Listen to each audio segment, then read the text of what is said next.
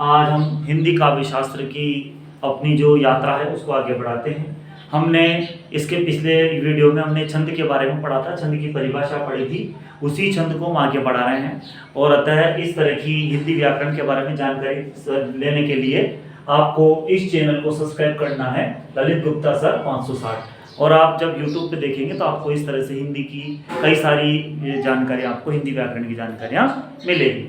हम सबसे पहले देखते हैं बच्चों छंद है, छंद के प्रकार हम देखेंगे। छंद के प्रकार दो तरह से होते हैं, मात्रिक और वर्णिक। कविता में जहाँ वर्णों की गिनती की जाती है, वर्णों को गिना जाता है, अर्थात जहाँ कविता में वर्णों को गिनेंगे वो पर वर्णिक छंद होते हैं, और जहाँ मात्राओं को गिनेंगे वो सब मात्रिक छंद होते हैं। मात्राएं मैंने आपको पहले वीडियो में बताई थी कि मात्रा दो तरीके से लगाते हैं, एक लघु होती है और एक गुरु होती है। लघु की गिनती एक होती है और गुरु की दो होती है, अर्थात लघु छंद और दूसरा दीर्घ। इसके बाद हम आगे बढ़ेंगे तो मात्रिक जो है कविता में मात्राओं की गणना की जाती है, मात्रिक छंद होते हैं। अब इसके बाद हमने ये प्रकार देखने के बाद हम देखेंगे कि चरणों के आधार पर भी छंद के प्रकार होते हैं।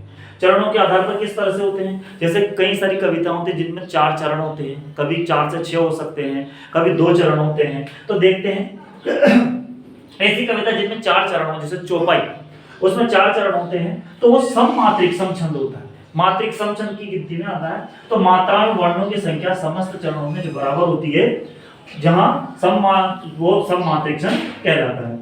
अर्धसम का मतलब होता है जहां दो जो चरण होते हैं उनमें मात्रा में वर्णों की संख्या जो बराबर होती है, दो चरणों में होनी चाहिए, अर्थात दोहा है और सोरठा है, ये जो है अर्धसम की गिनती में आते हैं। इसके बाद आगे हम देखेंगे बच्चों कि 4 से 6 से 4 से अधिक जो पंक्तियां होती है, बहुत सारे ऐसे छंद होते हैं 4 से, छप्पा है, इसके बाद अपन कुंडलिया है, इनमें क्या होता है कि 4 से अधिक पंक्तियां होती है, 6 पंक्तियां होती है, और इसीलिए इसको हम विषम छंद की गिनती में गिनते हैं। आगे इसी तरह की और वीडियो देखने के लिए आप और सीखें और इसको आगे से और देखें। नमस्ते।